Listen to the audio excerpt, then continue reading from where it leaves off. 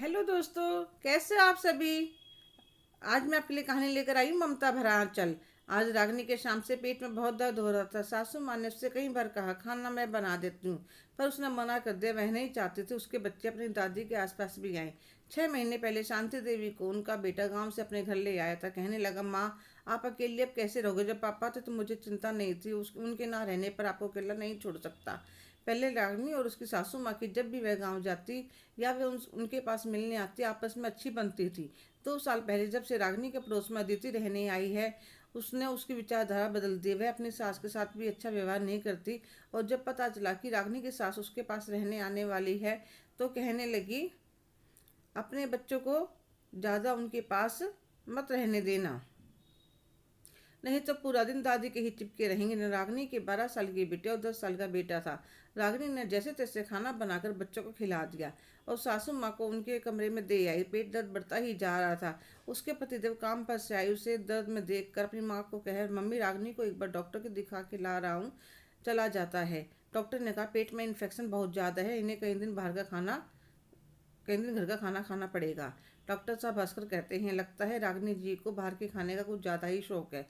रागिनी और मयंक दोनों हंस पड़ते हैं। फिर डॉक्टर साहब कहते हैं, अगर आप इनको घर पर रेस्ट करवा सके, क्योंकि जो दवाइयाँ दे रहा हूँ उनसे इन्हें नींद आएगी, नहीं तो फिर इन्हें एडमिट करना पड़ेगा। तो मयंक कहने लगी, डॉक्टर साहब आप दवाइयाँ लिख दीजिए, हम रेस्ट घर पर करवा देंगे और बीच बीच में दिखाते रहेंगे।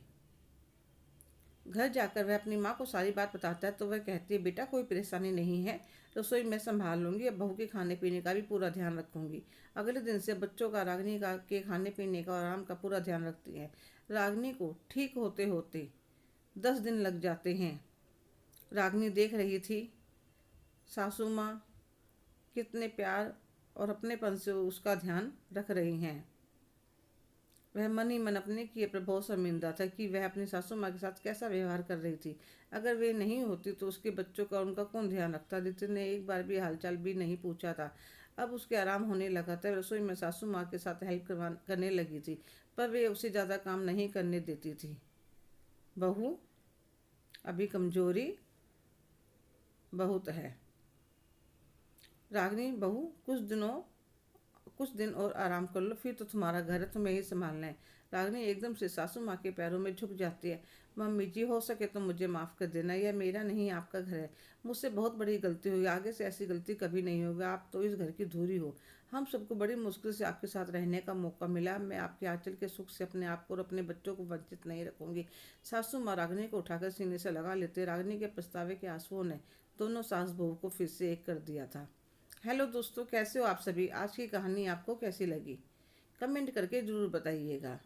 अगर आप मेरे चैनल पर नए हैं तो प्लीज़ लाइक, शेयर, सब्सक्राइब करना ना भूलें।